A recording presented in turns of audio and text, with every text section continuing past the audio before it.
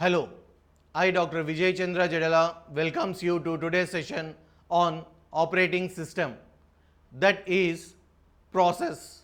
Today I am going to discuss related to the process. What is a process? A process is a running program. Process is a running program, and you will find different processors in the operating system programming concepts. So we are going to discuss what is a process and how this process will be activated. The processes are majorly or of two types. One is the static and another is the dynamic. What do you mean by static? Static is it will not change. It will be a standard. Then the dynamic will have an interaction. It will change. So here operating system creates a alternate memory to for the memory image. This memory image is of two ways. One is the static and another is the dynamic. Whereas this memory image is based on the open base files, that is standard input file, standard output file and standard error.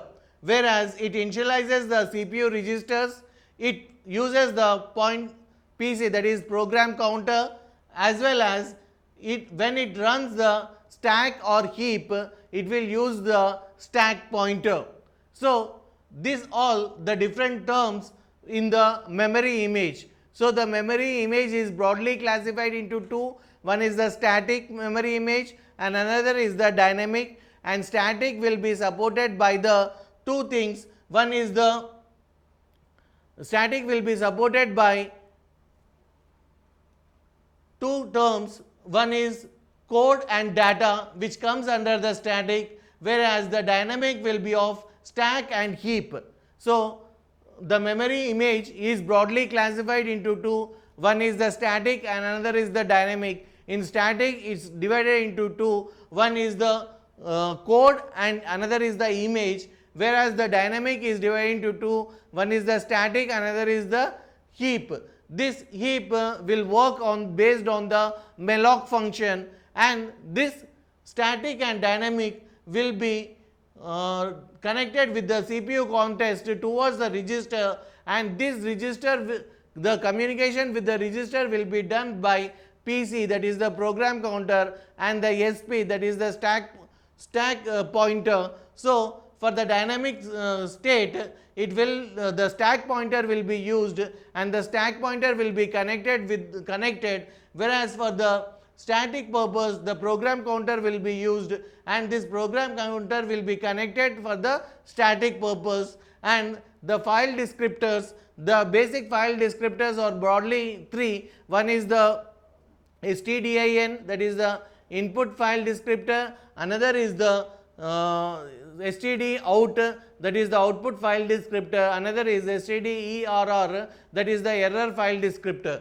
So this is the basic idea, or this is what we constitute a process, that is the memory. Based on the memory image, a unique ID will be given for a processes, that is a unique ID for the process which is called as PID, that is process identifier. When it is a single, it is a child process. When it is connected with the another process that comes under the parent process, this parent process will be PPID, parent process ID. Okay, this is the parent process identifier. Then comes to the process API, application program interface. Process application program interface, that is the API, process API. There are broadly 5 different steps in this particular process API, that are the create, destroy, wait, malicious control and status. So create, destroy, wait, the malicious control and status. Whereas create is used to invoke or start a particular process, and destroy, it will halt a running process. Wait, it will stop the process, and malicious control, it will control overall the process. If any malicious things happens, then comes to a status, it will identify the what is the present situation of the process and it will inform. So let's take an example. When you go to when you are in the traffic, you will find some traffic lights. There will be red, green and blue. That means red means you will stop. That means you will wait. When you are, you will stop your running, your processing, and you will wait there.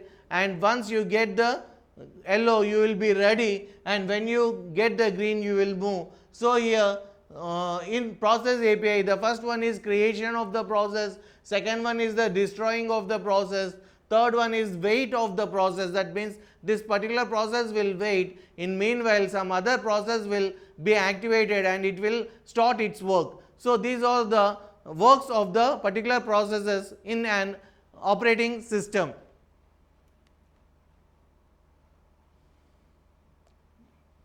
So next topic which we are going to discuss is the process states.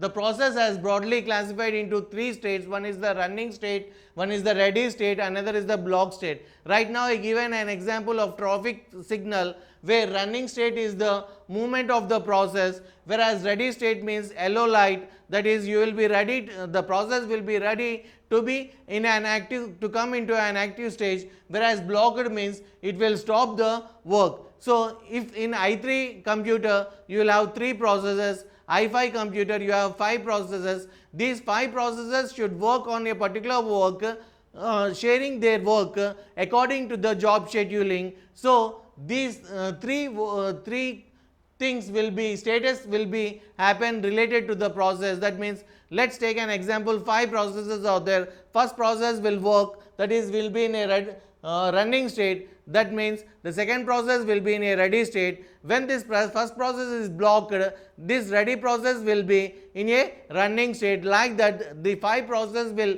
interlinked and they will be shared their work as according to their job or according to their scheduling.